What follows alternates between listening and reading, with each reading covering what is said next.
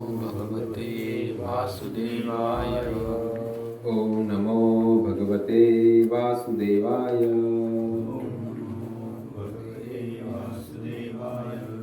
ओम नमो भगवते वासुदेवाय। ओम नमो भगवते वासुदेवाय।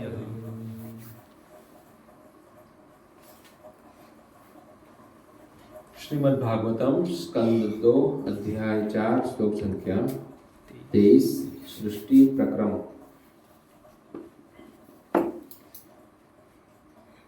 भूतेः महद्विदः इमाः यः इमाः पुरः विभुः निर्माय शेते यत् अमुषु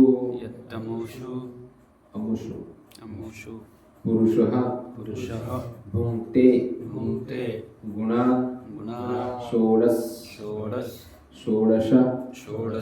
षोडश आत्मनकः सः अलङ्कृशिष्टः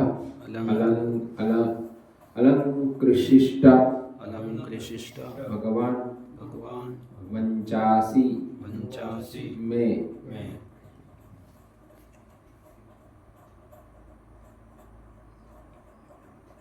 भूते महद्वीर्य इमः पुरो विभुः निर्मायशेते यदमोषु पुरुषः भुङ्क्ते गुणान् षोडशात्मकः षोलङ्कृशिष्ट भगवान् वञ्चासि मे। भूते महद्वीर्य इमः पुरो विभुः निर्मायशेते यदमूषु पुरुषः भुङ्क्ते गुणान् षोडशात्मकः षोलङ्कृशिष्ट भगवान् वञ्चासि मे। भूते महद्वीर्य इमः पुरो विभुः निर्मायशेते यदमुषु पुरुषः भुङ्क्ते गुणान् षोडशात्मकः षोलङ्कृशिष्ट भगवान् वञ्चासि मे।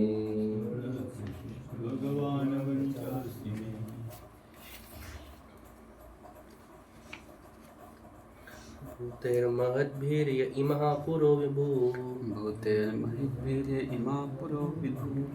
निर्मायशेते यदमुषु पुरुषः भुङ्क्ते गुणान् षोडशात्मकः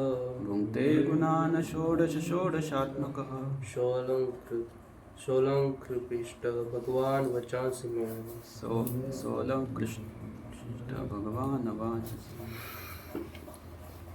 भूतेर्महद्भिर्य इमः पुरो विभुः निर्मायशेते यदमोषु पुरुषः भुङ्क्ते गुणान् षोडशात्मकः षोलङ्कृशिष्ट भगवान् वाचांसि मे।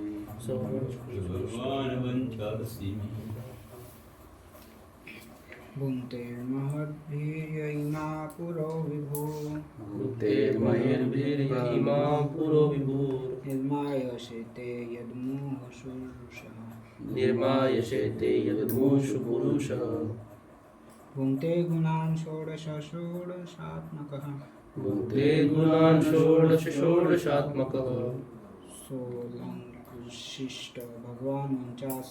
षोलङ्कृशिष्ट भगवान् वञ्चासि मे।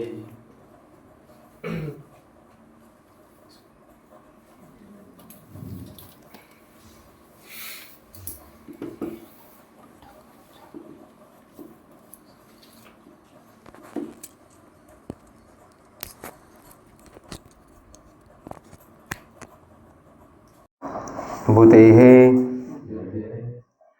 तत्वों के द्वारा तत्वों के द्वारा महद्विदः महद्विदः भौतिक सृष्टि के भौतिक सृष्टि के यह यह जो इमाह ये सब पुरः शरीर विभुः श्री भगवान के निर्माय तैयार करने के लिए शेते लिटते हैं यत अमोशु अवतीर्ण होने वाले पुरुषः भगवान श्री कृष्ण भुंक्ते प्रभावित करते हैं गुणान तीनों गुणों को षोडश 16 भागों में षोडश आत्मकः इन 16 का जनक होने से सह वे अलंकृशिष्ट सुसज्जित करें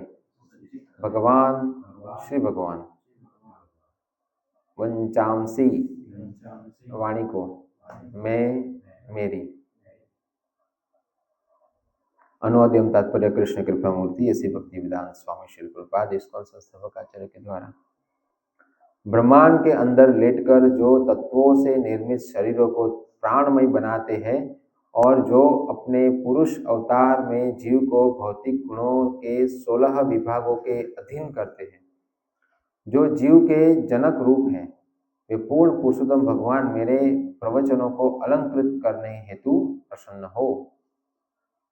तात्पर्य पूर्ण आश्रित भक्त के रूप में अपने सामर्थ्य पर गर्व करने वाले संसारी व्यक्ति से सर्वथा विपरीत श्री सुखदेव गोस्वामी श्री भगवान से प्रसन्न होने के लिए प्रार्थना करते हैं जिससे उनके प्रवचन सफल हो और श्रोताओं द्वारा उनकी यथार्थ अनुभूति हो।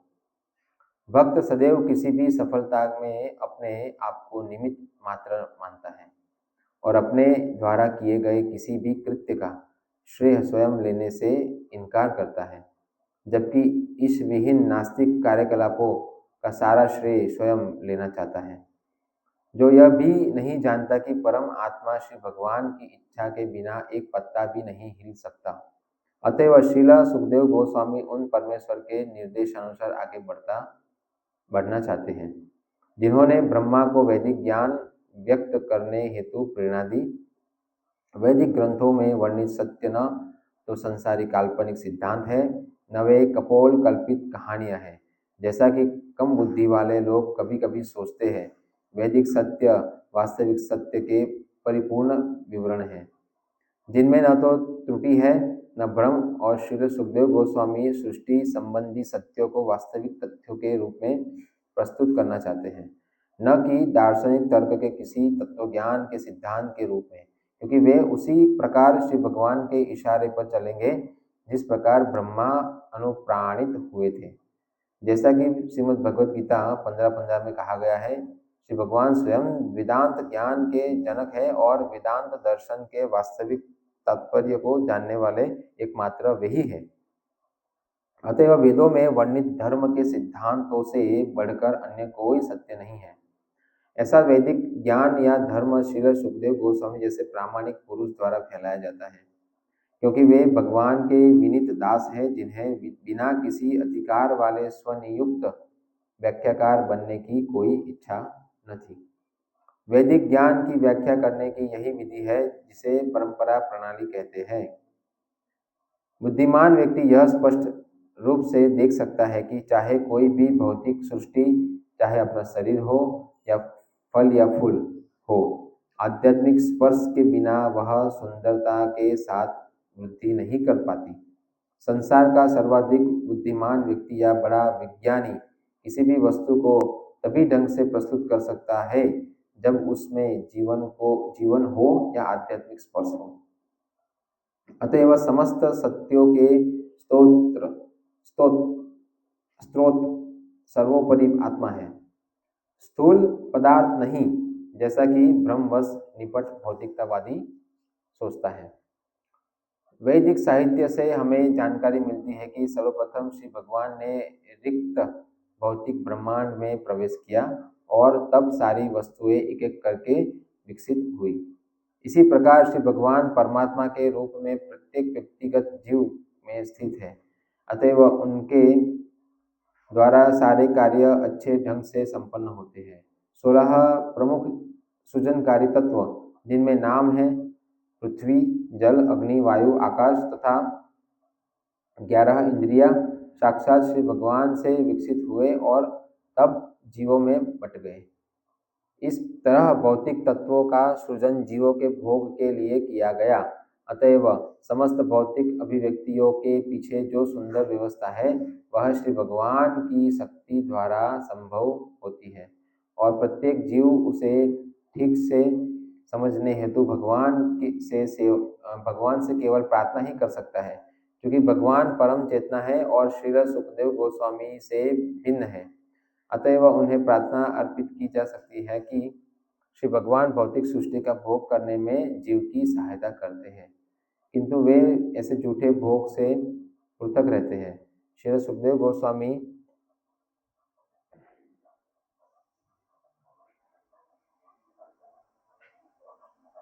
भगवान से कृपा करने के लिए प्रार्थना करते हैं, जिससे वे सत्य को प्रस्तुत करने में स्वयं सहायता पाने के साथ साथ उन लोगों की भी सहायता करें जिन्हें वे सुनाने जा रहे हैं। ओम अज्ञानतिमिरान्धस्य ज्ञानाञ्जनशलाकया चक्षुरुन्मीलितं येन तस्मै श्रीगुरवे नमः। श्रीचैतन्य मनोभीष्टं स्थापितं येन भूतले स्वयं रूपं कदा मह्यं ददाति सपदान्तिकं वन्देऽहं श्रीगुरो श्रीकमलं श्रीगुरोन् वैष्णवांश्च श्रीरूपं साग्रजातं सगरघुनाथाविन्दं तं सजीवं साद्वैतं सावधूतं परिजनसहितं कृष्णचैतन्यदेवं श्री राधा कृष्ण पादान सगन ललिता श्री विशाखान्वितांश्च श्री कृष्ण चैतन्य प्रभु नित्यानंद श्री अद्वैत गदाधर श्रीवासादि गौर भक्त वृंद। हरे कृष्णा कृष्ण कृष्ण हरे हरे, हरे राम राम राम हरे हरे। श्री तो ये श्रीमद् भागवतम का चौथा अध्याय, दूसरा स्कंद चौथा अध्याय और श्लोक संख्या 23 है। सृष्टि प्रक्रम इसका शीर्षक है। तो हमने कल देखा था कि किस प्रकार भगवान श्री कृष्ण ने इस शक्तिशाली ज्ञान आध्यात्मिक वो प्रदान किया था ब्रह्मा जी को, और ब्रह्मा जी ने उसको स्वीकार किया और वो और भौतिक संसार की ओर उन्होंने भेजा। तो उसमें बताया गया था कि इस प्रकार ब्रह्मा जी से मुख से निकला हुआ शब्द वो एक्चुअली ब्रह्मा जी का नहीं था, वो भगवान श्री कृष्ण से आया हुआ था। नींद आ रही हो जिसको तो वो खड़े हो जाओ, जिसको भी नींद आ रही हो।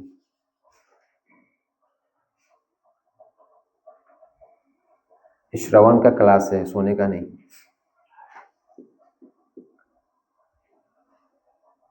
तो बताया गया था कि किस प्रकार भगवान सर्व कारण कारण है, और यहाँ बताया गया है कि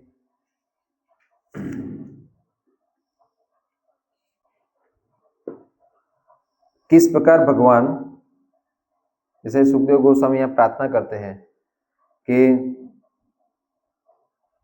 ब्रह्मांड के अंदर लेटकर जो तत्वों से निर्मित शरीरों को प्राणमय बनाते हैं और जो अपने पुरुष अवतार में जीव को भौतिक गुणों के 16 विभागों के अधीन करते हैं, जो जीव के जनक रूप है, वे पूर्ण पुरुषोत्तम भगवान मेरे प्रवचनों को अलंकृत करने हेतु प्रसन्न हो। तो सुखदेव गोस्वामी स्वीकार करते हैं कि ये मेरा ज्ञान नहीं है, ठीक है ना, ये मेरे गुरु का भी ज्ञान नहीं है। ये ज्ञान किसका है? भगवान श्री कृष्ण का है ना। तो प्रक्रम का मतलब ये होता है कि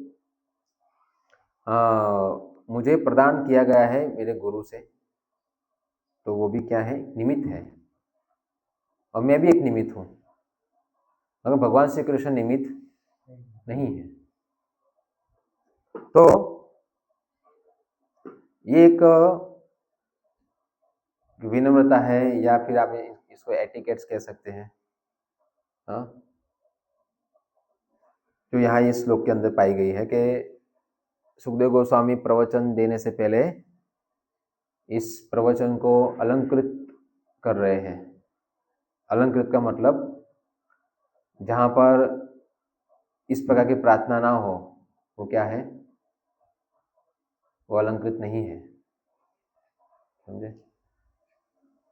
विनम्र प्रवचन या व्याख्यान क्या होते हैं? जहाँ पर मैं निमित्त हूँ, और निमित्त भी एक क्या होता है? अधिकारी होता है। निमित्त भी हर एक व्यक्ति नहीं होता ना।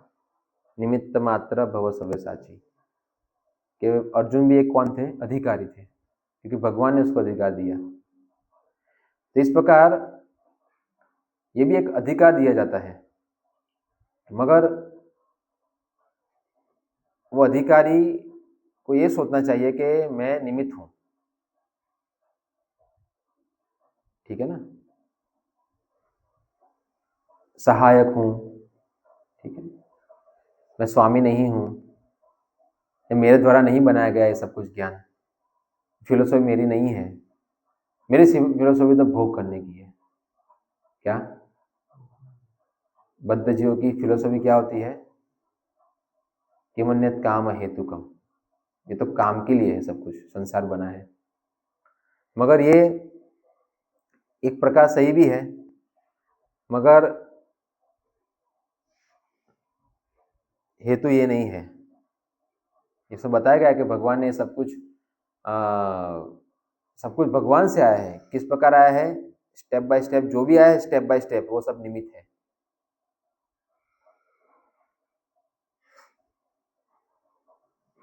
कृष्ण से बलराम आए, राधा रानी आई, है ना? वो भी अपने आप को निमित्त मानते हैं, इसलिए वो सेवक भगवान है। इसलिए श्रीमती राधा रानी क्या कहती है? आशिर शिवा पादरताम पिनष्टु माम अदर्शनाम मर्म हताम करो तुआ यथा तथा वो विदधा तुलम पटो मत प्राणनाथ नाप्रह। इसे कैसे प्रार्थना करती है कि आप जो भी करना हो करो, मेरे स्वामी हैं, मीन्स निमित्त मानती है।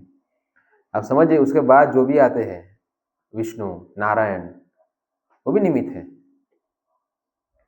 नारायण के बाद फिर चतुर्व्यूह, उसके बाद और चतुर्व्यूह, और फिर यहाँ पर आते बौद्ध संसार में गर्भोदक्षाय विष्णु, कारोदक्षाय विष्णु, महाविष्णु, ये सब जो भी है, क्षीरोदक्षाय विष्णु, ये भी निमित्त है। और फिर देवतागण आते हैं, हाँ, ब्रह्मा जी, शिव जी, ये सब कौन है? इंद्र, चंद्र, वरुण, ये सब निमित्त है।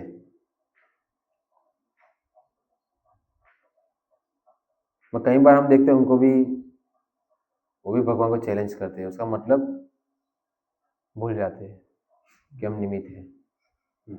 क्या करते हो? यानी ये प्रार्थना नहीं करते कि आपने हमें रखा है प्रभु। भूल जाते हैं। क्यों भूल जाते हैं? ऐश्वर्य व्यक्ति को भूला जाता है। मगर श्रीला प्रभुपाद जी भी ऐश्वर्यमयी थे, क्यों नहीं बोले?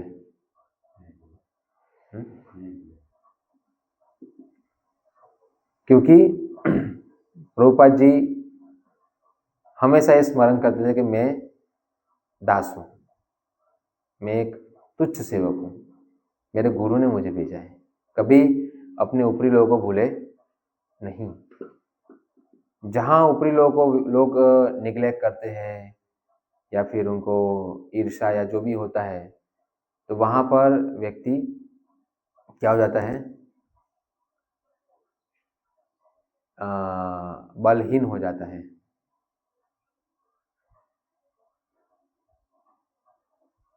और जब बलहीन होता है तो इंद्र जैसी हालत होती है। इंद्र जैसी, कहीं का नहीं रहता व्यक्ति। तो ये बहुत जरूरी है, ये श्लोक जो है कि किस प्रकार हम लोग कुछ भी हम जैसे प्रवचन से व्यक्ति, एक्चुअली प्रवचन देने का अधिकार भी वैष्णव को है और किसी को नहीं है। ठीक है ना? क्योंकि ये फिलोसॉफी की जो चरम अवस्था है, जो जानता है वही ये कथा कर सकता है। अगर जिसको पता ही नहीं है ये सब चीजें, सृष्टि प्रक्रम, है ना, वो तो गलत प्रचार करेगा, यानी गलत व्यक्ति को सर्वोपरि मानेगा, और वो जिसको सर्वोपरि मान रहा है उसकी निंदा होती है, अधिक सम्मान। तो जो शिव जी को पता है मैं निमित्त हूं, आप जब प्रार्थना करोगे शिव आप तो पूर्ण पुरुषोत्तम भगवान है, तो शिव जी क्या सोचेंगे? प्रसन्न होंगे क्या? नहीं होंगे। अगर शिव जी प्रसन्न हो रहे हैं उसका मतलब शिव जी क्या बताएगा? यस्तु नारायण देव ब्रह्म रुद्रादि देवते, फिर आगे सब पाषंडी भवेत कृम, यानी जो यस्तु नारायण ब्रह्म रुद्रादि देवते जो विष्णु के तुल्य मानते हैं वो कौन है? पाषंडी है। इस शास्त्र का श्लोक है।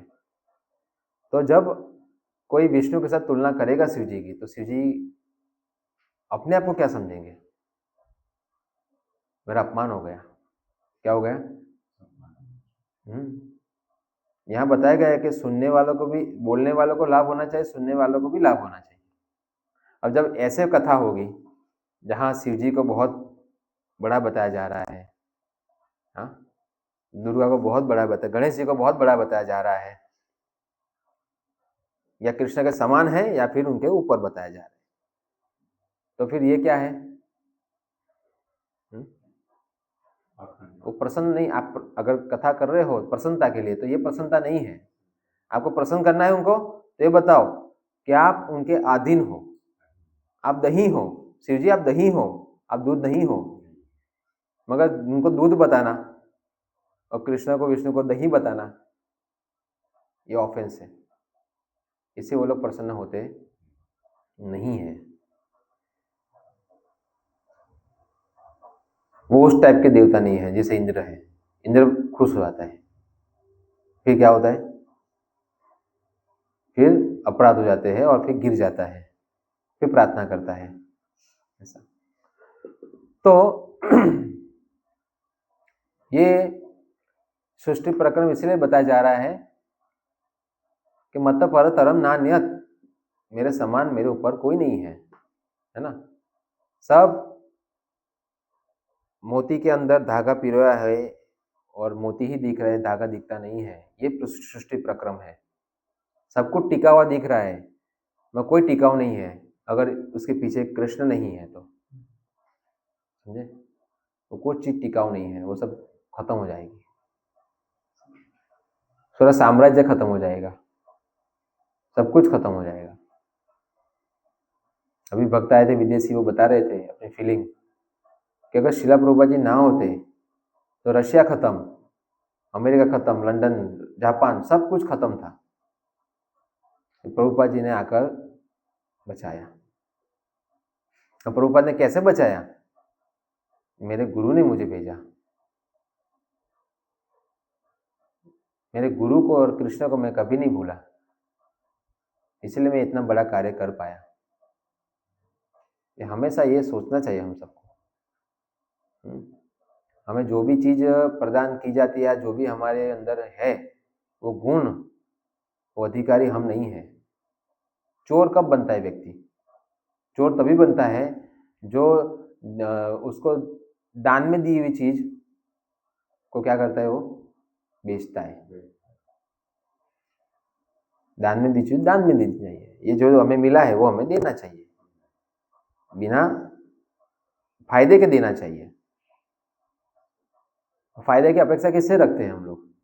जो आके बैठे मूर्ख लोग, उनसे फायदा चाहे तो ऊपरी लोगों को बोलो, जिससे आए हैं ना उनको, वहां से फायदे अपने को मिलने चाहिए। कृपा पाई भक्ति लता बीज, गुरु कृष्ण कृपा पाई भक्ति लता बीज। ऐसे जो बोगस कथाकार होते हैं जो पब्लिक से फायदा चाहते हैं, ये तो रास्कल है। वो लोग, इनको अधिकार नहीं कथा करने का। ऐसे ही लोग प्रचलित थे। इसे समाज का कल्याण नहीं हो रहा है। कथा सुन सुन के काथा खाते रहते हैं, तंबाकू के अंदर जो डाला जाए काथा, वो खाते हैं, पिचकारियाँ मारते हैं। तो सुखदेव गोस्वामी इसलिए प्रामाणिक कथाकार है। क्यों? सुखदेव गोस्वामी कुछ बोलने से पहले प्रार्थना कर रहे हैं। ये प्रार्थना है उनकी कि मरे हुए शरीर को आप प्राणवान बनाते हैं।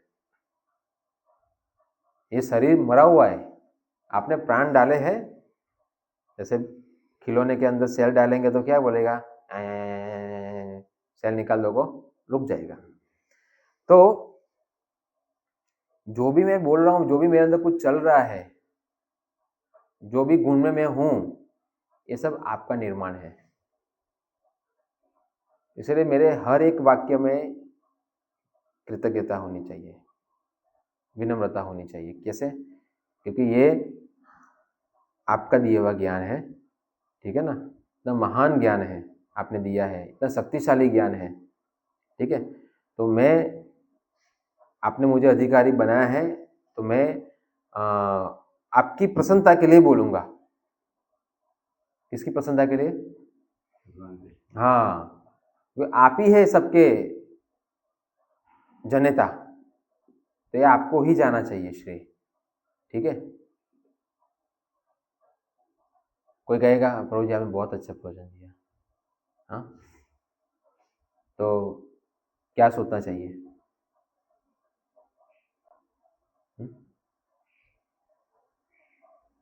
क्या सोचना चाहिए? गुरु महाराज, ये कई बार हम लोग कुछ भजन अच्छे कोई क्वालिटी वाले स्पीकर में बजाते हैं, तो कैसा आता है आवाज? अरे पर स्पीकर में थोड़ी आवाज है, आवाज अलग है। चलो क्वालिटी अच्छी हो सकती है स्पीकरों की, कोई ऐसा वाला होगा, कोई अच्छा वाला होगा, मगर अंदर जो बज रहा है वो क्वालिटी वाला है ना। अगर वही क्वालिटी वाला नहीं है तो स्पीकर में कैसे आवाज आएगा? तो सब क्वालिटी परंपरा की है। तो इसलिए अगर हम लोग उनको नहीं आगे रख रहे हैं कोई भी चीज प्रचार के लिए या कोई भी सेवा के लिए, तो सफल नहीं है। सफल तभी होती है कि जब उनको क्रेडिट देते हैं। अगर हम नहीं देते क्रेडिट, उसका मतलब हम समझते कि वो सब नपुंसक है, नपुंसक परंपरा, ठीक है। और एक्चुअली नपुंसक परंपरा, नपुंसक तुम हो। कृष्ण गीता में कहते हैं क्लेब्यम माम, कि जो मेरी बात नहीं मानता वो नपुंसक है, जो मेरे भक्तों की बात नहीं मानता वो नपुंसक है। तो नपुंसकों से कथा सुननी चाहिए नहीं। कथा किससे सुननी चाहिए? जो जो भगवान की जो बनाई परंपरा है, उस परंपरा का दास है। दास वही शक्तिशाली होता है, वीर्यवान होता है वो, समझे। तो यह हमें समझने वाली बात है कि हमेशा अपने सीनियर हो जो भी, उनको सम्मान दे, उनकी बातें माने, उनका उल्लंघन ना करे। पर जो भी आज हमें प्राप्त हो रहा है, समझो कि हमें आज कोई ड्राई फ्रूट दे के गया, कोई फ्रूट्स दे के गया, कोई खजूर दे के गया, जो भी हो, कपड़े दे के गया, कोई गाड़ी भी दे रहा है, कोई पैसे भी दे रहा है, कुछ भी हमें मिल रहा है आज, तो उसको हम अपने आप को क्रेडिट नहीं मानना चाहिए, समझे।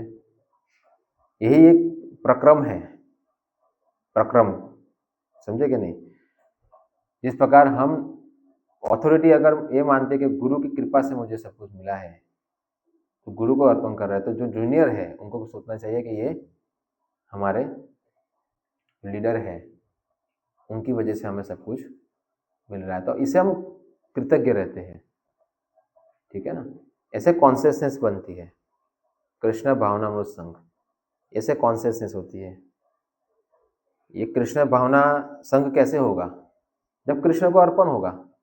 कृष्ण को अर्पण का मतलब परंपरागत, ठीक है। तो हमेशा व्यक्ति 50 साल तक भी वैसा का वैसा ही रहेगा। माधव श्याम सुंदर दास 2013 से भी 2050 तक भी माधव श्याम सुंदर दास कब रह सकता है? जब वो इस प्रकार अर्पण करेगा, वरना माधव श्याम सुंदर स्वामी बन जाएगा जब अर्पण नहीं करेगा, तो यानी उसका मतलब नपुंसक, समझे। तो यह अलंकृत नहीं है, ऐसी कथाएं अलंकृत नहीं है। अलंकृत कथा जहां पर भगवान श्री कृष्ण को प्रसन्न करने के लिए की जाती है उसे कहते हैं अलंकृत कथा। इसलिए कह रहे तभी तो बोलने वाले को और सुनने वाले को लाभ होगा।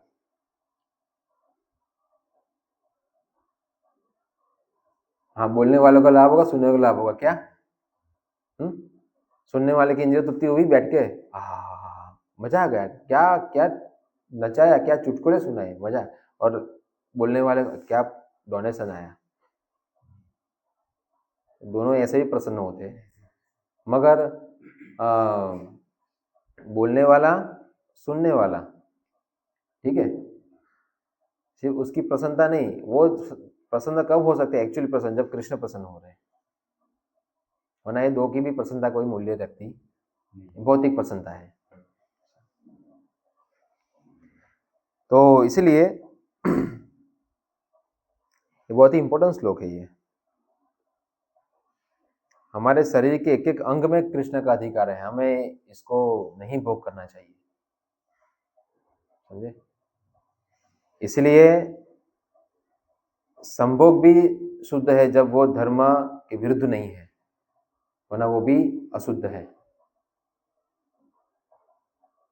धर्म का मतलब कृष्ण को गुरु को बीच में रखकर जो संबंध निभाया जाता है वो वैध है, समझे, वरना वो अवैध है वो संबंध। इसलिए 4 पापों में आता है एक, अवैध संबंध करना, महापाप है वो। तब व्यक्ति ये शरीर मेरा नहीं है, कृष्ण का है, इस प्रकार से वो कृष्ण के प्लानिंग को पूरा करने के लिए फिर वो संतान उत्पत्ति के लिए क्रियते भार्या, तो वो विवाह करता है कृष्ण की। हरितोषणम, हरि को संतुष्ट करने के लिए करता है। इसे वो वर्णाश्रम भी सफल है जहां कृष्ण को संतुष्ट के लिए किया जाता है, वरना वर्णाश्रम भी क्या है? बोगस। इसलिए हमें ये सब कुछ समझने की वाली बात है। आज हम लोग मनुष्य समाज है, इतना अच्छा भगवान श्री कृष्ण ने ज्ञान दिया है गीता का, आचार्य माम बीजानियात, आचार्य भी आते हैं, ठीक है ना, उनको भगवान का ही रूप मानना चाहिए। तो वो आचार्य भी भगवान कहते हैं, उसको आचार्य मानना चाहिए। हर एक व्यक्ति आचार्य नहीं है, कोई भी आते सोशल मीडिया पे और कोई भी कुछ बोलेगा, ठीक है ना, वो नहीं है। वो कृष्ण की प्रसन्नता के लिए बोलता होना चाहिए। तो कृष्ण को हमेशा आगे लाना पड़ेगा, कृष्ण तत्व ज्ञान सब कुछ समझाना पड़ेगा, तब वो क्या है? अलंकृत कथा है। इसलिए ये सब कुछ जो हम समझते हैं आध्यात्मिक ज्ञान, वो भगवान श्री कृष्ण जिनको चुन रहे हैं उनके द्वारा सुनना चाहिए, तभी हमें कृष्ण तत्व ज्ञान स्पष्ट होता है।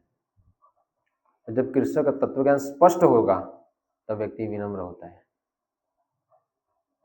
जब तक स्पष्ट नहीं है तब तक वो अहंकारी है, समझे। प्रकृति क्रियमाणानि गुणे कर्माणि सर्वश अहंकार विमूढ़ात्मक कर्ता हम इति मन्यते। तो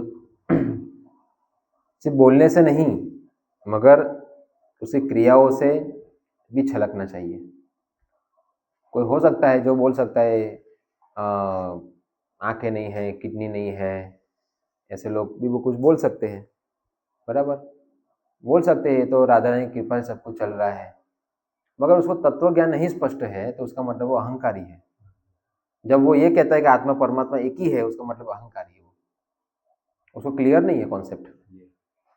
जब कॉन्सेप्ट क्लियर उसका नहीं है तो पब्लिक जो सुन रही है उसको भी क्लियर नहीं है, तो फिर ना बोलने वाले को ना सुनने वाले को लाभ ही नहीं हो रहा है, और फिर भगवान को भी लाभ नहीं है, आनंद उनको भी नहीं जा रहा है। क्यों? अरे तो मैं बोला उसके कुछ उल्टा ही बोल रहा है, वो भी प्रसन्न होंगे नहीं। इसलिए जो भक्त भगवान कह रहे हैं उसी चीज को दोहराता है ना, गुरु भी नहीं, गुरु साधु शास्त्र तीनों को लेकर उसी चीज को रिपीट करता है, वो प्रामाणिक है। ये चीज समझना बहुत जरूरी है। इसलिए हमें हमेशा उत्साहित रहना चाहिए, क्योंकि भगवान ने बहुत ही शक्तिशाली ज्ञान, बहुत शक्तिशाली चैनल बनाई है हम सबको लेने के लिए, ठीक है ना। और हम सब का कर्तव्य है कि भगवान के गुणगान गाना।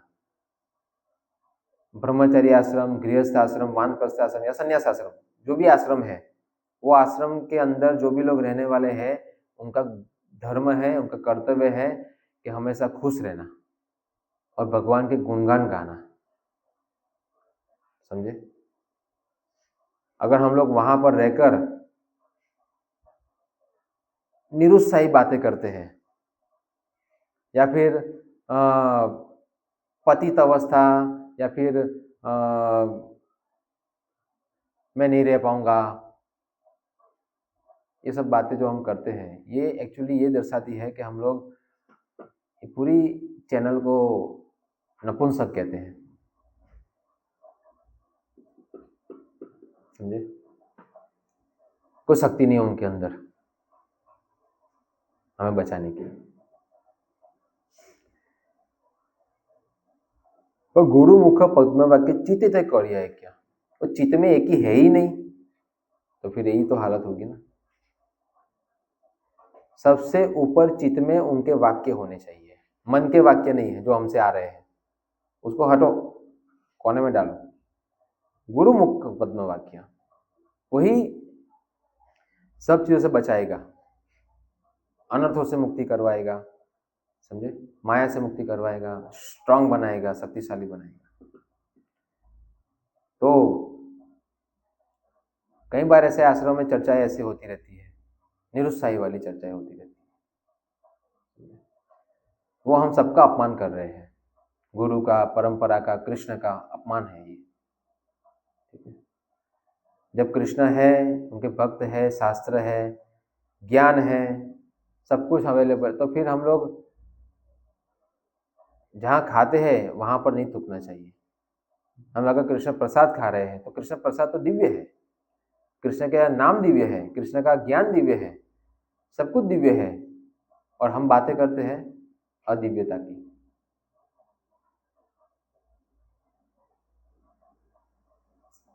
ये बहुत गलत बात है। इसलिए हमें अच्छे से श्रवण करना चाहिए, रिस्पेक्ट करनी चाहिए। ये अपराधों की वजह से होता है, ईर्ष्या की वजह से होता है। हमारे मुख से निरुत्साही बातें इसलिए निकलती है कि हम अपराध कर रहे हैं या फिर हम ईर्ष्या कर रहे हैं अपने वरिष्ठों की, तभी ये मन क्या हो जाता है, विचलित हो जाता है। तो कृष्ण को प्रसन्न करना ही हमारा धर्म है, कृष्ण के भक्तों को प्रसन्न करना ही हमारा धर्म है, समझे। वो जो कह रहे हैं उसको स्वीकार करना ही हमारा धर्म है, अगर वो फॉल्टी नहीं है तो। वो दृढ़ संकल्पी है, उत्साहित ही है, प्रचार प्रसार कर ही रहे हैं, है ना, तो उनके अधीन रहना बहुत हमारा कर्तव्य बनता है। तभी हम लोग डिसाइपल कहलाएंगे, शिष्य। अगर हम लोग शिष्य तभी जब हम अपने गुरु की प्रशंसा करें कि गुरु मेरे बचा लिया, गुरु ने, वो नहीं होते तो आज मेरा क्या होता। हाँ, ऐसी बातें करनी चाहिए। तो लोकल कंपनी में बात कर, बस बस बहुत हो गया, अभी तो मैं नौकरी छोड़ रहा हूँ, अभी तो मैंने दूसरी में ढूंढ रहा हूँ। तो आश्रम में रह के भी हमें ऐसी बातें करेंगे, उसका मतलब हम कंपनी में काम कर रहे हैं, एम्प्लॉइज हैं, भौतिक। समझे? तो ऐसी गुपचुप एक आध में बैठ के करो चर्चा। चर्चा करनी है तो ऐसी चर्चा करो कि कृष्ण प्रसन्न हो, नाचे। ऐसी चर्चा नहीं करनी चाहिए जिससे खोखलापन आ जाए आश्रमों में। हर चैलेंज को स्वीकार करना चाहिए। हम कैसे भगवत धाम जाएंगे? हाँ, क्या वहां भगवान हमें आराम से रहने देंगे? रहने देंगे क्या आराम से? फिर क्या करोगे फिर वहां पर?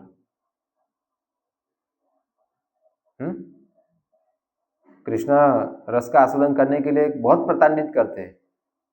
देखो विष्णुपिता को तीर लगा दिए, प्रहलाद महाराज को क्या किया, पांडवों को क्या किया। तो क्या आरामदायक सेवा है क्या वहां पर? है आरामदायक सेवा है? कैसे भगवत धाम जाएंगे? बहुत जाने की तो उत्सुकता है, भगवत धाम जाएंगे। फिर पहले यहाँ तो सही से रहो, यहाँ तो सेवा करो। यही थक जाते हैं, थोड़ी नींद नहीं मिलती, थोड़ा ये होता है ना, थोड़ा वो होता है। हाँ, है क्या नहीं? फिर सब जिंदगी आरामदायक होने वाले क्या?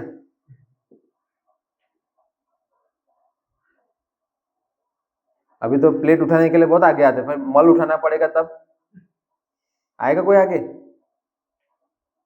उसे कहते हैं निभाना पड़ेगा हम सबको। ऐसा नहीं किसी को उठा के फेंक दे बाहर, चल जा अब काम का नहीं है, तू निकल यहाँ से। ऐसा नहीं है, एंड तक उसको निभाना है, तब कृष्ण प्रसन्न होंगे। ये चैलेंज है सब हमारे पास। अरे हर चैलेंज को हमें उठाना चाहिए।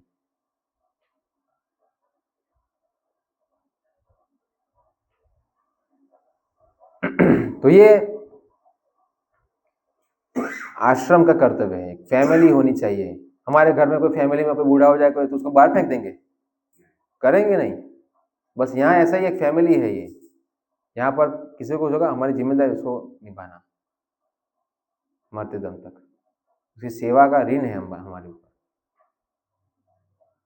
तो ऐसे नहीं कृष्ण प्रसन्न होंगे, सिर्फ हमारे जाप से नहीं प्रसन्न होंगे, हमें ये सब चैलेंज उठाने पड़ेंगे। समझे ना? नींद हराम करेंगे तब भगवान श्री कृष्ण स्वीकार करते हैं।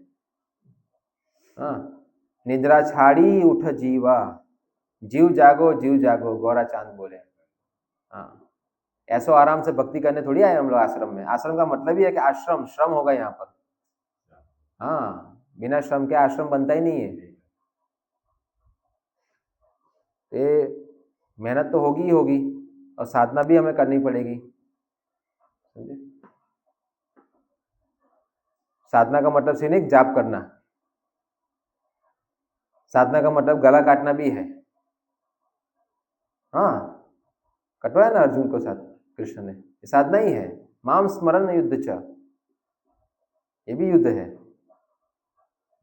हम सिर्फ यहाँ पर एक रूम में आराम से हरे कृष्ण कृष्ण कृष्ण, आहा, कृष्ण का प्रेमी भक्त बैठा है ये, आहा।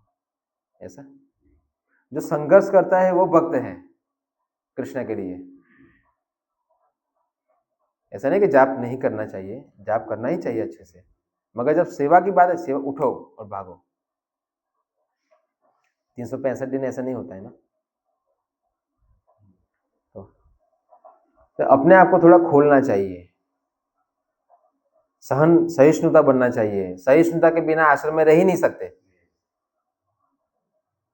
सहिष्णुता का कोटा बढ़ाना चाहिए हमें। जो छोटा सा एकदम संकोचित रखा है हमने, थोड़ी भी कुछ होती इंद्रियों को थोड़ा सा भी ये लगा तो तुरंत फुदक उठते हैं, ऐसा नहीं। तब जाके हम लोग कृष्ण को प्रसन्न कर पाएंगे। जैसे कृष्ण को प्रसन्न करना आसान नहीं है, कृष्ण को प्राप्ति धाम में जाना भी आसान नहीं है। श्रीमती राधा रानी का सहिष्णुता का कोटा बहुत हाई है, इसलिए उनको प्रिय है, समझे। जो करना हो करो, आप मेरे स्वामी ही हैं, कितना कोटा है उनके अंदर, इसलिए प्रिय है श्रीमती राधा रानी कृष्ण को। तो अगर हमें बनना है प्रिय तो अपना कोटा सहिष्णुता का बढ़ाना पड़ेगा।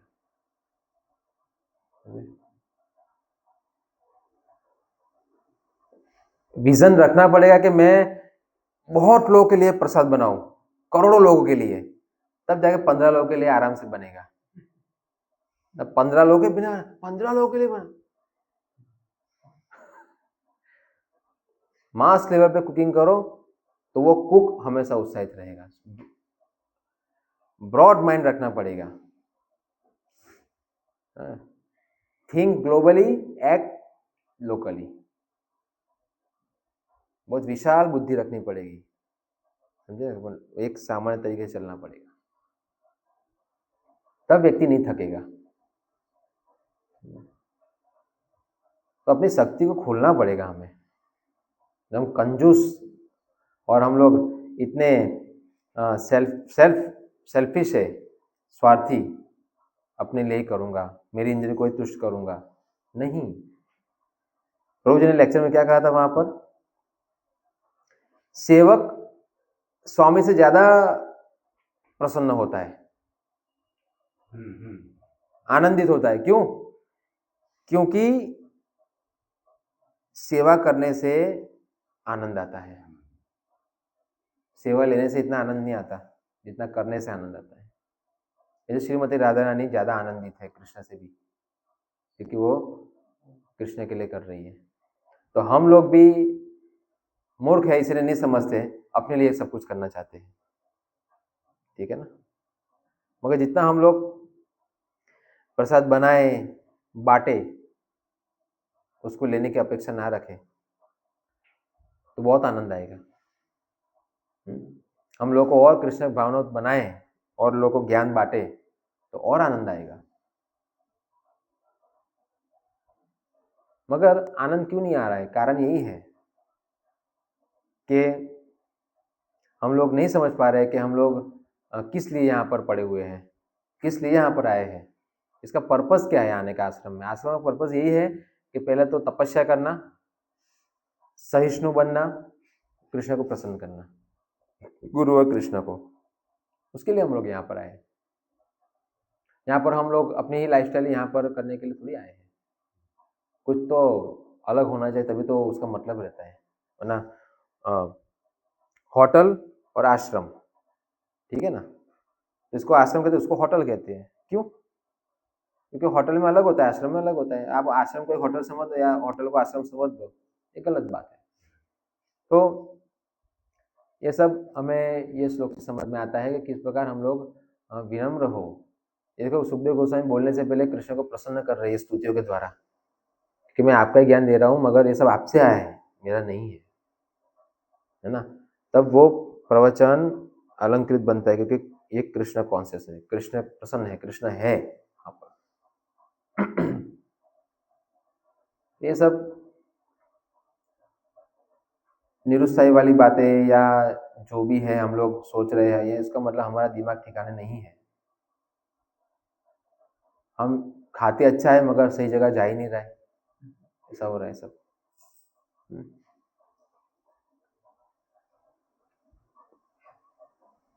ऐसे गर्भपात होता है ना, ऐसा संगपात भी होता है, साधु संगपात, ज्ञानपात, प्रसादपात। गर्भपात क्या होता है?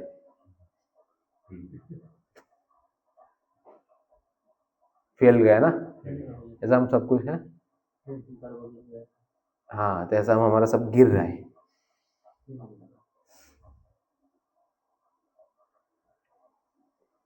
जैसे हम पाप करने के लिए नहीं आए यहाँ पर, क्या करने आए हैं? उसको संग्रह करने के लिए आए हैं, लेने के लिए आए हैं, सब कुछ धारण करने आए हैं। तो यही हमारा, ये चीज हमें आगे बढ़ाएगी। तो फिर करते रहो जो भी है, ऐसे ऐसे। कई लोग ऐसे होते हैं, पढ़े ही रहे हैं आश्रम में, कुछ काम की नहीं, बस कोई भी आया उसको ऐसा है, वो ऐसा है, वो ऐसा है, मैं अच्छा हूँ। हाँ, वो सबकी निंदा करेगा मगर अपनी करेगा नहीं, ऐसा। बाकी सब बोगस। वो सबको, उसका काम एक ही अच्छा है, कृष्ण ने उसको चुना है, ऐसा ही क्या? आचार्य माम भी जानियात, उसका आचार्य माम भी जान, ये मैं हूँ आचार्य। वो सब बिगड़ी हुई केरे आम है, बिगड़े हुए आम, समझे कि एक ले, तू भी चिपक, तू भी चिपक, तू भी चिपक, मेरे ऐसा बन जा बदबूदार। ऐसा नहीं होना चाहिए। तो वो पूरा सिस्टम बिगाड़ते हैं।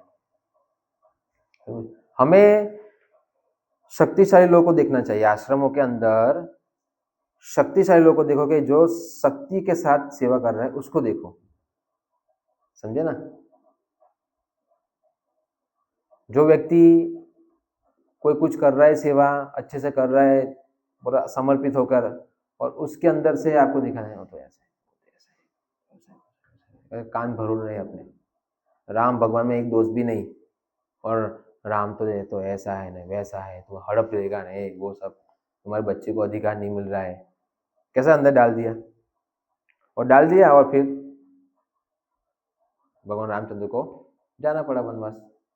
सेम यही है, आज भी हम वनवासी करा रहे हैं भगवान को, अगर इस प्रकार की मानसिकता है तो। कई जैसी, किसकी जैसी? मंथरा जैसी। बचो ये सब से, अपना साधन भजन अच्छे से करो, समझे ना? अच्छे से जो रूल्स रेगुलेशन फॉलो करो। ताकत है माया की, क्या करे, आपको छू भी नहीं सकती, देखेगी भी नहीं आपको, शर्मा जाएगी। हाँ, शुद्ध लोग को देख के लोग शर्मा जाते हैं, समझे कि नहीं? आंखों से आंखें नहीं मिला पाएंगे जिसके अंदर प्योरिटी है। तो शुद्ध बनो, क्या करेगी माया फिर? हम काम ही ऐसे करें कि हमें माया टकू टकू देखे, काम ही क्यों ऐसा करें? वो भी लज्जित हो जाए। जैसे कृष्ण को देखकर माया कैसे हो जाती है, कितनी प्योरिटी माँ कृष्ण है, सुप्रीम प्योर, तो माया देवी शर्मा जाती है। ऐसे काम करो कि माया शर्मा जाए। अपने कृष्ण के पथ पे डिस्टर्बेंस नहीं आना चाहिए, समझे ना? इस प्रकार चलना चाहिए हमें। अनुकूल्य संकल्प प्रतिकूल्य से वर्जन, टिक आउट करो सब कुछ, तो तब जाके कोई ये चीजें फैलेगी ना।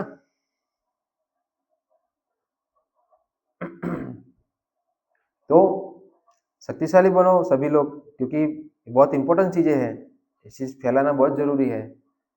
एक आदमी कितना कर सकता है? तो हम सब ऐसे शक्तिशाली बनेंगे तो कितना जोशों से प्रचार होगा, समझे ना? तो ऐसे हमें सोचना चाहिए, हमारी मानसिकता ऐसी रखनी चाहिए। कभी किसी ने डांट दिया तो निरुत्साही नहीं होना चाहिए, वो डांट हमें कृपा समझनी चाहिए, समझे? गलती है मेरी, नहीं गलती होकर भी हम एक्सेप्ट नहीं कर रहे, इसका मतलब ये हुआ हम रूठ रहे हैं। सोचो, ये मिथ्या अहंकार है। गलती होकर एक्सेप्ट नहीं करना, ये मिथ्या अहंकार है।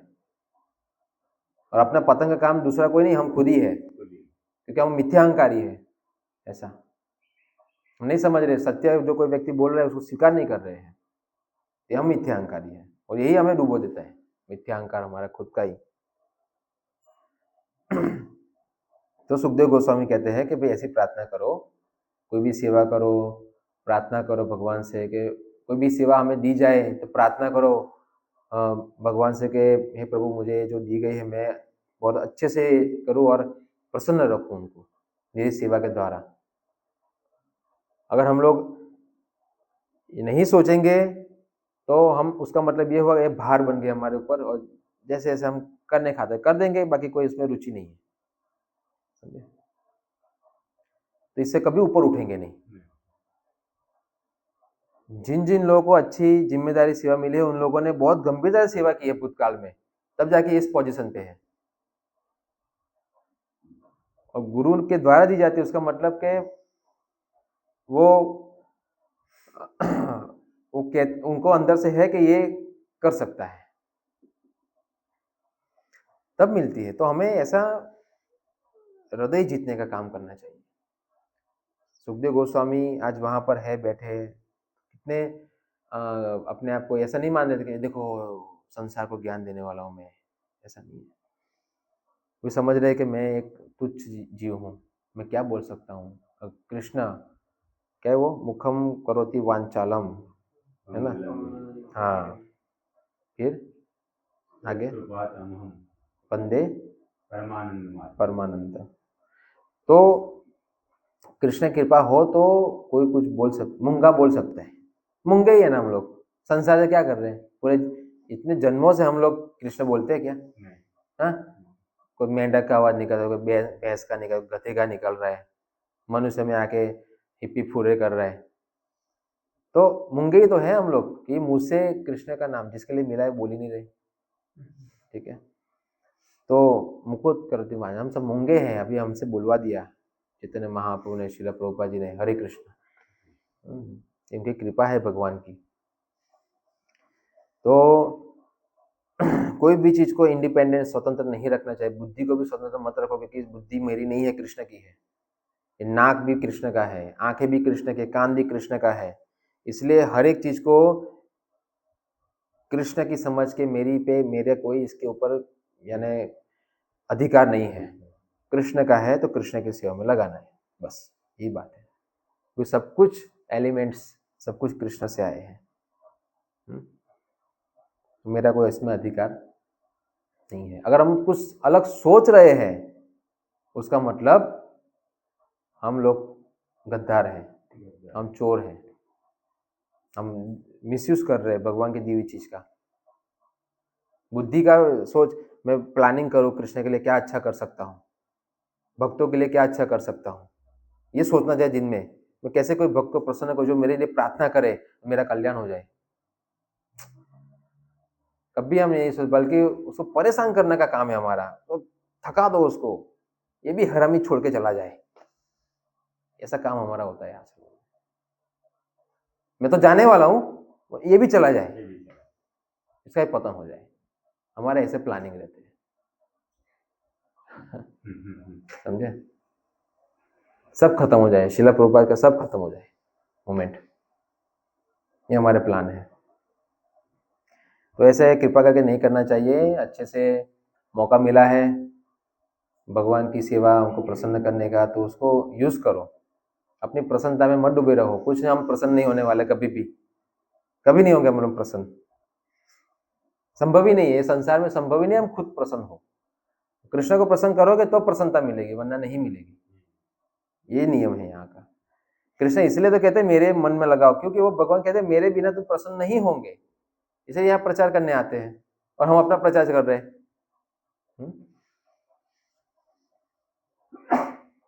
तो क्या फायदा है इस सब चीजों से? ना बड़ा अवसर मिला है हमें, हाँ, कि भगवान चाहते हैं हम लोग को, हम चुने हुए लोग हैं। आज कृष्ण भावनाओं में है तो समझना चाहिए कि भगवान की कृपा हम पे हुई है, और ये सब हम मलिन गंदगी चीज़ों से हमें निकाल कर जब अच्छा एक प्लेटफॉर्म मिला है ना, तो समझना चाहिए उसको, रियलाइज करो उस चीज़ को। उस चीज़ को रियलाइज करना चाहिए कि मैं अगर वापिस उस जगह पर होता, यहाँ नहीं होता तो क्या होता। मैं नहीं कृष्ण प्रसाद मिलता तो मैं क्या खाता, कृष्ण का नाम नहीं होता तो मैं क्या बोलता। सब सोचो, एक बार सोचना चाहिए, तब उसके आंसर मिलेंगे अच्छे अच्छे। लोग क्या कर रहे हैं आज इसमें डूबे हुए हैं। हाँ, इसी चीज में डूबे हुए लोग, और इतने पीड़ित है, इतने दुखी है, इनके पास कोई रास्ता ही नहीं है। ये सबसे अच्छा रास्ता हमें दिया है और हमें लग रहा है कि अच्छा नहीं है। तो हम लोग सब बद्ध जीव हैं, और बद्ध अवस्था की वजह से हमें ऐसा सब लग रहा है। तो बद्ध अवस्था से बाहर निकलने का प्रयास करना चाहिए। तो कब निकलेंगे हम बद्ध अवस्था से बाहर? जब हम लोग छोटे छोटे आनंद की खोज छोड़कर बड़े आनंद की खोज करेंगे। बड़ा आनंद है यहाँ पर, बहुत बड़ा आनंद है यहाँ पर, तो हमें लग ही नहीं रहा, क्योंकि हम एकदम छोटी सोच के साथ सोच रहे हैं। समझे? तो थोड़ी सोच बदलनी चाहिए अपनी। सोच बदले तो एक की सोच बदलेगी, दूसरे की सोच बदलेगी। बल्कि कोई निरुत्साही बातें कर रहा है तो वहां पर तुरंत कीर्तन चालू कर देना चाहिए। जब हम कीर्तन करते हैं तुरंत व्यक्ति वहां से बाहर निकल जाएगा। नहीं कि उसके अंदर और ज्यादा, चल तुम मिर्ची डाल, मैं हल्दी डालता हूँ, मैं धनिया डालता हूँ, ऐसे तड़का बनाते हैं, तड़क भड़क तड़का। वैसा नहीं करना चाहिए। कोई शुरुआत कर रहा है तुरंत ही उसको, जैसे कहीं आग लगती है तुरंत क्या करते हैं, थोड़ी सी आग लगती है पानी डालते हैं ना, वरना और फैलती जाएगी, वो पूरा खत्म कर देगी। तो वहां तुरंत उसको दबा दो।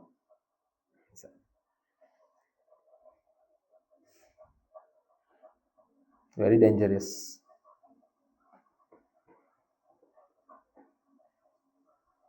तो इसलिए हमें उत्साहित भक्त है, उनके साथ रहो, बैठो, सुनो, सोचो, उनके दिमाग को खोलो, क्या चल रहा है पूजा आपके दिमाग में।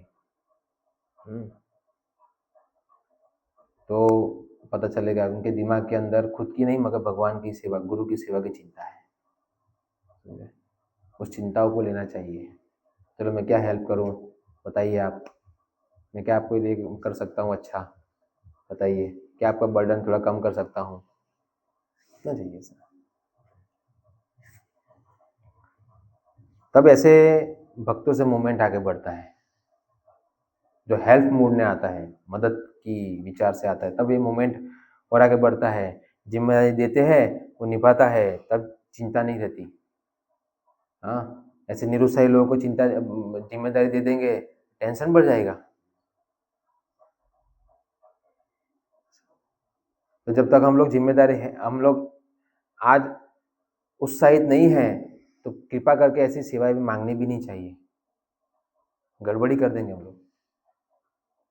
तो पहले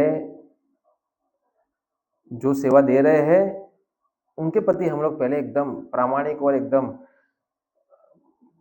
उनका दिल जीत लिया है भाई, ऐसा, तब भी जाके आपको देंगे तो फिर आप उसको निभा पाओगे। और ऐसा भी नहीं है कि आज जो सेवा दी जा रही है उसका मतलब हम अधिकारी हैं, समझे ना। कई बार इमरजेंसी में नहीं भी अधिकारी होते तो भी हमें लगाना पड़ता है। तो कई बार अहंकार रहता है, देखो मेरे में, इसे भी क्या करता है वो, मनमानी करेगा, बात नहीं मानेगा, क्योंकि मैं बहुत कुछ करता हूँ, बहुत सेवा की मैंने, मेरा अधिकार बनता है आराम करना। हमेशा अपने आप को मैंने कुछ नहीं किया तो बहुत कुछ बाकी है, अब तो शुरुआत भी नहीं हुई, ये सोचना चाहिए। मैंने कुछ नहीं किया अपने गुरु के लिए तो बहुत कुछ बाकी है, अभी तो इतना रक्त भरा पड़ा है, जब तक सूख जाएगा तब समय के भाई मैंने कुछ किया। अभी जब काटे और रक्त निकल रहा है उसका मतलब मैंने कुछ नहीं किया, जब ये सूख गया उसका मतलब मैंने किया। ये सोचना चाहिए हमें, वरना आप अहंकार के बॉम्ब बन जाओगे। मैंने बहुत किया, बड़ा प्रोग्राम किया, अभी चलो आराम 3-4 दिन नहीं। नेक्स्ट क्या है, नेक्स्ट क्या है, सततम कीर्तयन्तु माम, सतत, एक छूटा दूसरा पकड़ो, दूसरा पकड़ो, ऑर्डर करना चाहिए। बहुत सारे काम हैं करने चाहिए हमें, आराम के लिए तो आए नहीं है यहाँ पर। एक के बाद एक के बाद एक के बाद कुछ ना कुछ चलाना चाहिए, तब कृष्ण प्रसन्न होते हैं। जैसे एक ब्रह्मांड से गए दूसरे में गए तीसरे में गए, वो खाली बैठे रहते क्या हो, उनका भी ट्रैवलिंग रहता है, ऐसा अपना भी ऐसा ही चलता रहे, आराम बाराम कुछ नहीं यहाँ, तो आसाराम हो जाएंगे। हाँ हाँ, भी और कुछ नहीं है, फिर वैसे ही फिर वो विचार आएंगे धीरे धीरे।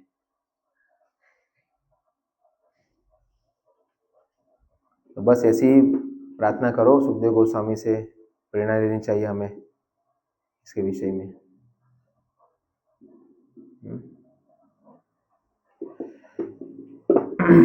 यही शक्तिशाली समाज बनता है ऐसे। ठीक है, हरे कृष्णा। कोई प्रश्न?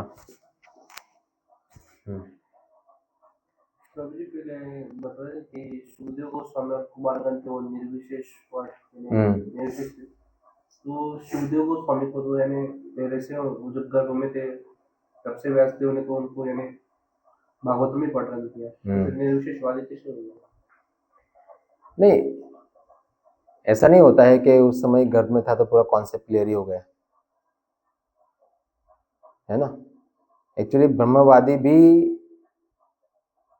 अच्छे होते हैं ना, ब्रह्मेति परमात्मेति भगवान इति शब्द थे, एटलीस्ट लोकल व्यक्ति से तो बहुत अच्छा है,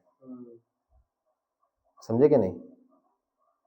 वो एक सूक्ष्म भोगी है, स्थूल भोगी जो होते हैं यानी इसके दिमागी काम नहीं करता है, होता है कि नहीं, ऐसे भोगी लोग एकदम।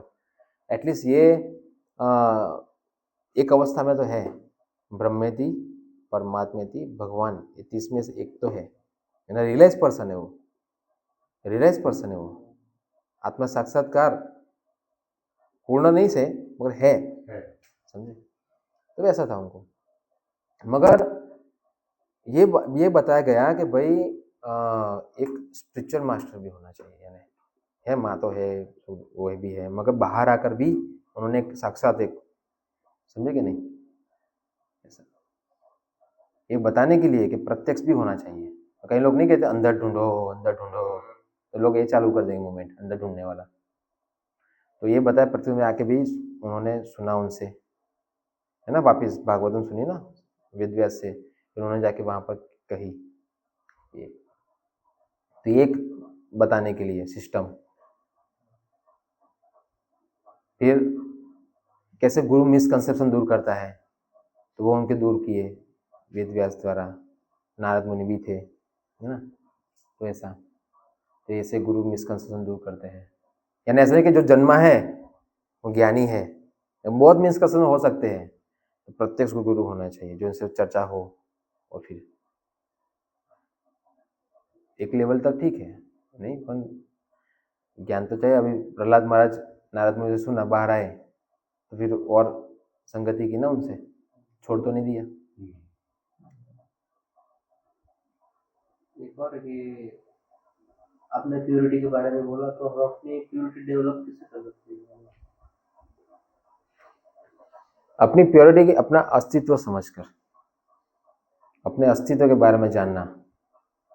मैं दास हूँ, कृष्ण दास हूँ, मैं दासों का दास हूँ, मैं स्वामी नहीं हूँ, मुझे हादी नहीं रहना चाहिए, मैंने अनर्थ निवृत्ति करनी चाहिए, मेरे बहुत दोष है, मेरे अंदर दुनिया भर के दोष भरे पड़े हैं, गंदा बदबूदार व्यक्ति हूँ मैं, है ना। इसे कहते हैं प्योरिटी। जब आप ये सोच रहे हो यो प्योर हो, अगर आप नहीं सोचो कि मेरे में फॉल्ट है तो प्योर ही नहीं है हम लोग, समझे। भले हम कहेंगे सत्वगुणी में रहना चाहिए, सत्वगुण में रह रहे, नहा धोना सब कुछ हो रहा है, मगर ये नहीं सोच रहे कि मेरे में प्रॉब्लम है, ये सबसे बड़ा तमोगुण है, ये नहीं सोचना। भले 3-4 बार ना हो, मगर आप ये नहीं सोचते कि मेरे में प्रॉब्लम है, तो आप तमोगुणी हो, गंदे व्यक्ति हो। आध्यात्मिक में प्रवेश यही सोच के होता है कि मुझे समझ में नहीं आ रहा, मैं मूर्ख हूँ, मैं गधा हूँ, कृपया मुझे कोई समझाए, तब जाके आगे प्रगति होती है। श्रद्धावान लभते ज्ञानम, आपको श्रद्धा है ये मेरा प्रॉब्लम सॉल्व कर सकते हैं, ये प्रॉब्लम है मेरे में, तब तो फिर आगे ज्ञान मिलेगा ना, तब तो फिर ज्ञान लब्धा परम शांति। श्रद्धा ही नहीं है तो फिर क्या आगे कुछ हो सकता है क्या? आदो श्रद्धा साधु संग भजन क्रिया या अनर्थ निवृत्ति। और आपने जिन जिन बोला कि कथाकारों को कुछ वैष्णव तत्व क्लियर नहीं है, तो प्रभुपाद जी की तो बहुत बुक्स है वैसे तो, लेकिन अगर हम समझाने भी जाए इसे वन मीटिंग में प्रीचिंग, तो पूरा नहीं समझा पाएंगे। तो एक ऐसे स्मॉल बुक, यानी भगवद गीता और भागवतम तो है ही, लेकिन कोई अगर नया तो उसको न्यूज में स्मॉल बुक कौन सी रहेगी कि तो उसको पूरा वैष्णव तत्व क्लियर हो जाए? पूरा नहीं हो सकता, यानी मोस्ट ऑफ। फिर ये क्यों कहा उन्होंने कि श्रुति स्मृति पुराण आदि पांचरात्रिक विधि बिना एकांतिका हरे भक्ति उत्पादय कल्पते। तो स्मॉल बुक के अंदर एक टॉपिक पे चर्चा होती है, ठीक है ना, मगर ऐसा है कि एक स्मॉल बुक से पूरा कॉन्सेप्ट क्लियर हो जाएगा, नहीं होगा वो साधु संघ में होगा। साधु संघ उसके ऊपर ऑब्जर्व रखेंगे, उसकी क्रियाओं को देखेंगे, उसकी मानसिकता को देखेंगे, क्योंकि बहुत सारे फॉल्ट है हमारे अंदर, एक दो थोड़ी है, तो एक छोटी परसेंट क्लियर हो जाएगा। जन्मों निकल जाते हैं, बहु नाम जन्म नाम अंते ज्ञानवान में प्रपद्यते वासुदेव सर्वमिति सब महात्मा सुदुर्लभ। वासुदेव सर्वमिति ये समझना बहुत मुश्किल है। तो देवी देता है, बहुत कुछ है, ऊपर वासुदेव सर्वमिति का मतलब अभी उसको ये भी नहीं पता कि आत्मा परमात्मा अलग है। कृष्ण को मानेगा मगर मैं भी कृष्ण बन सकता हूँ, ये भी है। बहुत सारे मिसकंसेप्शन है। प्रभुपाद इसलिए कहते हैं कलयुग का मतलब मिसकंसेप्शन युग। बहुत सारे लोगों को भ्रम है, बहुत यानी बहुत कुछ है। शिला प्रभुपाद जी अगर होता तो फिर एक ही छोटी बुक में ले लेते ना, भागवतम इतना ही लिखा है। बहुत सारी चीजें हैं, संस्कृति को लेकर, अपने आप को अस्तित्व को लेकर, भगवान को लेकर, देवताओं को लेकर, बहुत सारी चीजें हैं। इसलिए गीता भागवत ये दो ग्रंथ इंपॉर्टेंट है, इसको अवश्य पढ़ना चाहिए। छोटी बुक में एक पॉइंट क्लियर कर सकते हैं आप, एक पॉइंट, समझे कि नहीं, मगर हमारे अंदर बहुत सारे डाउट है, बहुत सारी चीजें और उद्भव हो सकता है ना।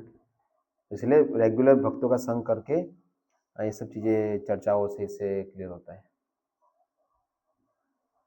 मुझे मेरा प्रश्न है कि भागवतम हमें शुद्ध सत्व में स्थित करना चाहते हैं, और आपने भक्ति में रजोगुण धारण करो कि इस प्रकार लेक्चर होता है, ये किस प्रकार हम लेक्चर में रजोगुण धारण करो यानी आप जो बोल रहे भक्ति में ये करो वो करो, यानी जोश रजोगुण, तो हमें शुद्ध सत्व में जाना है, तो ये किस प्रकार?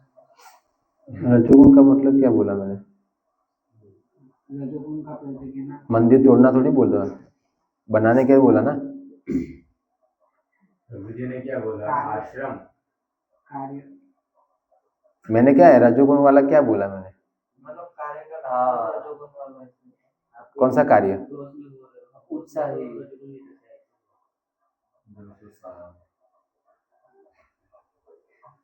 इसको आप रजोगुण कहते हो? अच्छा, आपने बोला ना ये हुआ कि तुरंत रेडी हो जाओ। हाँ तो ये तो रजोगुण। कैसे रजोगुण है? तो वो सोना आराम का सत्वगुण है। ये है तीन गुण से परे की बात है। प्रभु जी अभी क्या बोल रहे थे? 3 गुण से परे की बात है ये, कि एक के बाद एक एंगेज रहना, ये 3 गुण से परे की बात है। इसके लिए तो काफी सगुणे समतीत्यान ब्रह्म भूयाय कल्पते। तुम 3 गुण की बात ला रहे हो ना, 3 गुण से परे की बात है कि सततम। इस भौतिक संसार में सतत का मतलब भी होता है 3 गुण से परे होता है व्यक्ति। सतत का मतलब अगर छुट्टी लगा रहा है उसका मतलब फिर 3 गुण में, छुट्टी नहीं लगा रहा है ना, तो वो 3 गुण से ऊपर है। ये 3 गुण के ऊपर की बात हो रही थी, तुम 3 गुण के अंदर ले आए उसको। कार्यशील से कोई लेना देना नहीं है। आप सत्वगुण को भी लगा रहे हो कृष्ण की सेवा में, रजोगुण को भी कृष्ण की सेवा में लगा रहे हो, शुद्ध हो जाता है। युक्त वैराग्य किसे कहते हैं? सब लगाना ना, तो गुणों को भी लगा रहे। गुण अल्टीमेट गुण भी कृष्ण से आए हैं ना, चलो उसको भी लगाओ उनकी सेवा में। मैं तमोगुण में हूँ, चलो मैं भी कृष्ण की सेवा में लगाता हूँ उसको। हम अभी भौतिक गुणों में फंसे हैं, तो हमें शुद्ध तो इसलिए तो कह रहे हैं ना कि भाई वहाँ निकलना है तो हमेशा कृष्ण के लिए कुछ करना ही पड़ेगा, विचार करना पड़ेगा, प्लान करना पड़ेगा, और क्या करे प्रभु, और क्या करे, आगे क्या करे, तब जाके वो इस गुण से आप निकल पाओगे बाहर। रजोगुण से सीधा अब आपको आ रहा है एकदम से, मुझे थोड़ा आराम करना है, आराम को सीधा प्रभुपाद कहते हैं टाइम, वेस्ट ऑफ टाइम, समय की बर्बादी है ये। तो कृष्ण क्या समय बर्बाद क्यों करे, नहीं नहीं उठो चलो कुछ करो। ऐसा मतलब ये नहीं कि हम लोग अपनी बद्ध अवस्था से एकदम से आर्टिफिशियल में आ जाएंगे, वो नेचुरली है। आपको आराम चाहिए, आपको सोना ही पड़ेगा। मगर मेरा कहने का मतलब ये है कि अभी कोई प्लान किया, अरे प्रभु जी अभी तो प्रोग्राम गए प्रभु जी, ऐसा नहीं, okay okay yes I am ready, ऐसा रेडी होना चाहिए। ये मीन्स 3 गुणों को फाड़ दिया, परास्त कर दिया, ऐसे हम लोग आगे बढ़ेंगे। ट्रांसडेंटल प्लेटफॉर्म पे कब जाएंगे? श्रीला प्रभुपाद जी के जो शिष्य थे कितने ट्रांसडेंटल थे, प्रभुपाद को देख देख कर उनके अंदर जोश आ रहा था। भले आर्टिफिशियली कई लोग नींद मारते होंगे, पर तो भी उत्साहित थे। यही तो हमें आगे बढ़ाएगा ना। आप इसी लेवल में रहोगे तो और अंदर नीचे जाओगे, है कि नहीं? बढ़ाना पड़ेगा आपको लेवल। मैंने जिस प्रकार पढ़ा है कि मैंने हमें तमोगुण से रजोगुण से सतोगुण फिर शुद्ध सतोगुण, इस प्रकार प्रोसेस है। अरे पण तुम डायरेक्ट सतोन में आए हो, कृष्ण भावनामृत में आए हैं, हम डायरेक्ट सतो में आए हैं। वो 3 जो स्टेज है, कृष्ण भक्ति का विज्ञान समझ रहे हो, कृष्ण की सेवा, ये क्या है? तमोगुण क्या? हमारे में तमोगुण हो सकते हैं, ये एक तमोगुण प्लेटफॉर्म नहीं है। 3 कैटेगरी बताए भक्तों में भी, एक होता है सतोगुणी भक्त, उत्तम भक्त, और एक रजोगुणी यानी मध्यम कनिष्ठ। तो हम अभी रजोगुणी यानी प्रचार करने के लिए पर सब कुछ ये 3 गुण हैं, 3 गुण हमने कृष्ण के लिए लगाए हैं ना। तो कृष्ण के लिए जब वो गुण होता है, अकाम सर्व काम वा मोक्ष काम उदारती तीव्रेन भक्ति योगेन, ये तीव्रता देगी यहाँ पर। तीव्र का मतलब भी होता है 3 गुणों को बाहर निकालेगी, ये बात है। ये प्लेटफॉर्म पे हम लोग हैं, इसलिए उस प्लेटफॉर्म का लाभ लेना चाहिए, समझे कि नहीं? ये जो आपको तीव्र इसलिए बनाया जा रहा है कि 3 गुण फंसाएंगे, 3 गुण नहीं करने देंगे कृष्ण की सेवा, इसलिए हमें इससे बाहर निकलना है, समझे कि नहीं? वेस्ट कराएंगे, समय बर्बादी, सब कुछ बर्बाद कराएंगे, हम कृष्ण को इतना प्रसन्न नहीं कर पाएंगे। कृष्ण को प्रसन्न करना है तो इसलिए हमें ये 3 गुणों के बंधन से मुक्त होना पड़ेगा, इसलिए थोड़ा सहिष्णु होना पड़ेगा, स्ट्रांग होना पड़ेगा। तब जाके हम, नींद आ रही है, मारो मेरे पास बहुत काम पड़ा है, ठीक है ना? आराम करना है तो आराम, जितना आराम हो उतना ही करो, ठीक है? पूरे पिछले जन्मों का भी ले आते हैं हम लोग और ऐसे हम सो जाते हैं, ऐसे सो जाते हैं हम लोग। वैसा नहीं, आराम का मतलब ठीक है भाई, चलो इतना आराम किया, उठे अपनी साधना शुरू करें, तो उठेंगे तो भी ऐसे अरे भाई हो गए ना आराम, और क्या है, अब किसको आराम तुरंत उठने के बाद तुरंत पश्चाताप होना चाहिए, क्या होगा ये, ठीक है ना? चलो अभी नहाओ और फटाफट काम करो। शुद्ध सत्व जो प्लेटफॉर्म है, उस पे प्रयास करके पहुंचते हैं। अरे कितनी बार हम शुद्ध सत्व पे जैसा हवा लग जाती है उसकी, जब कोई उत्तम अधिकारी आते हैं सेवा में, कई बार शुद्ध सत्व ऐसा हवा लगती है, हवाई लग जाती है, एकदम से नींद भी कम मिलती है, खाना भी कभी नहीं मिलता, नहीं, सेवा में एकदम से लगे हुए हैं, आनंद भी है, उत्साह भी है कि नहीं? ये आ जाता है, देखो, क्योंकि उनके अंदर है वो हवा लग गई अपने को, समझे कि नहीं? तो अगर उनकी जैसी क्रियाएं और ज्यादा हम लोग ये स्मरण रखेंगे कि ऐसा वातावरण रोज का रोज हो, तो क्या हो जाएगा? महाराज रुकते हैं कभी, देखा आपने? देखो ये कुछ ना कुछ बुक्स भी लिखना है, वो भी सेवा है, बुक्स लिखना, ट्रैवलिंग करना, यहाँ से वहाँ, वहाँ से वहाँ, इसे कहते हैं।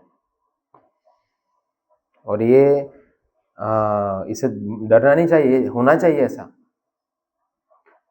मैं कृष्ण के लिए अच्छा कैसे करूं? तो फिर 3 गुण से बाहर निकलो। शिला प्रभुपाद जी ने क्या कहा कि हम लोग शुद्ध भक्ति कब कर पाएंगे? जब हम लोग सत्वगुण के बाहर, यानी एटलीस्ट सत्वगुण में, या फिर सत्वगुण से, तीनों गुणों से बाहर जाएंगे, कुछ कार्य करेंगे। तो वर्णाश्रम बताया कि 3 गुणों से मुक्त होने के लिए ये प्लेटफॉर्म पे जाना जरूरी है। यहाँ पर भक्तों का संग करो, साधन भजन करो, ऐसे नहीं जा पाएंगे। तो कई बार ऐसा भी हो जाएगा, सत्वगुण ज्यादा फंसा भी देता है ना। बहुत प्रचार हो गया अभी, यहाँ प्रचार, यहाँ सेंटर, सत्वगुण सत्वगुण सत्वगुण, फिर फंस भी जाते। फिर वहां पर 2 रख दिए, वहां 2 रख दिए, वहां 2 रख दिए। अभी क्या करो? ओ बाय सत्वगुण फंसा भी देता है ना, समझे कि नहीं? बहुत कुछ हो गया अभी तो, बहुत कुछ हो गया है? या ऐसे किसी ने कहा प्रभु जी आपने तो बहुत कुछ किया, प्रभु जी बहुत, फिर आगे करने की इच्छा नहीं, बहुत कुछ कर दिया ना अभी।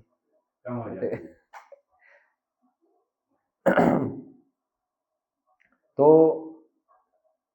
हमेशा हमें सोचना चाहिए कि मैंने कुछ भी नहीं, शिला प्रभुपाद जी के लिए करने का मतलब इतना, शिला प्रभुपाद जी के लिए करना तो मतलब मैं ये ब्रह्मांड क्यों और भी ब्रह्मांड में सेंटर खोले, इतना ब्रॉड माइंड रखना चाहिए अपने आप को। ऐसे थोड़ी ये लोग ऐसे खुश होंगे क्या? आपको क्या लगता है? चौवन ऐसे सेवा से खुश हो गए ये लोग? इनका कितना ब्रॉड माइंड है, आप सोचो।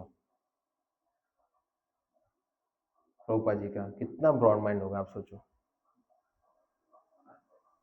तब इतना प्रभुपाद ने कर लिया। बहुत ब्रॉड माइंड रखना चाहिए, मैं कुछ करूं, हमेशा सोचना चाहिए। क्योंकि हमने अपने लिए बहुत जन्मों से अपने लिए करो, अपने के लिए करो, अपने के लिए, अभी टाइम मिला है आपके लिए कितना करूं, आपके लिए और करूं, आपके लिए और करूं, तभी हम ममेती से बाहर निकलेंगे।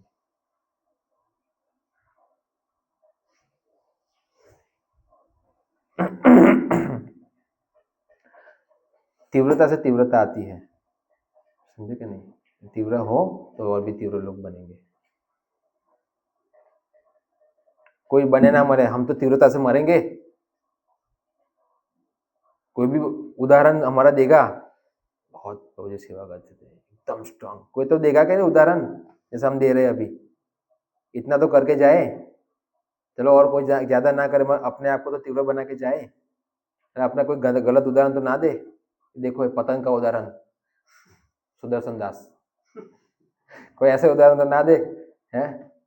इतना तो अपने को करके जाना चाहिए, एटलीस्ट एक आदर्श मृत्यु होनी चाहिए, इसलिए आदर्श कार्य करने चाहिए। और कुछ? शिवम क्या बोल रहे थे?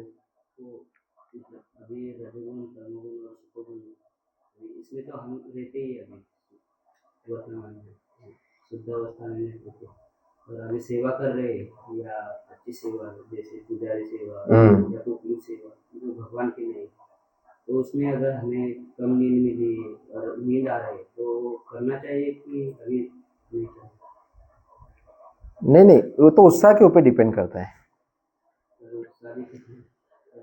शरीर साथ में, आपका मन की जैसी सोच बनाओगे ऐसे ही बनेगा। ऐसा नहीं शरीर साथ नहीं देता, ऐसा नहीं है, आप शरीर का ही चिंतन कर रहे हो ना, इसलिए देह स्मृति नहीं जा रहा, संसार बंधन कहाँ था। तो ये हम बार बार ये करके देखो मैं कमजोर पड़ गया हूँ, मुंह देखेंगे आईने में, अरे बाप रे आंखें अंदर घुस गई है। मेरे को भी कई लोग बोले बाबू आपकी आंखें थोड़ी अंदर घुस गई है, तो मैं पूरा अंदर घुस जाना चाहता हूँ, आंखें क्या